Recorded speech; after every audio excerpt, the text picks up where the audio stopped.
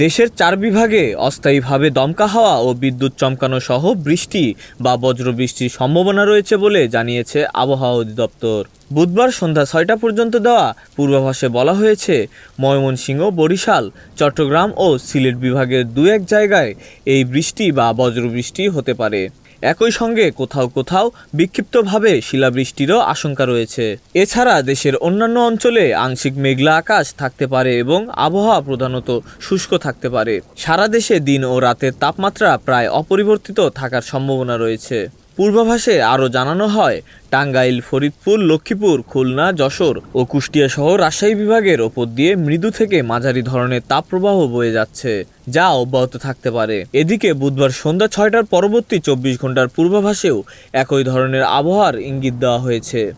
ময়মনসিংহ, ঢাকা ও সিলেট বিভাগের কিছু জায়গায় দমকা হাওয়া ও বজ্রসহ বৃষ্টির সম্ভাবনা থাকলেও দেশের অন্যত্র আবহাওয়া শুষ্ক থাকতে পারে। সব মিলিয়ে বৃষ্টি ও তাপপ্রবাহ দুই ধরনের আবহাওয়ায় একসঙ্গে থাকতে পারে বলে আভাস দিয়েছে আবহাওয়া অধিদপ্তর।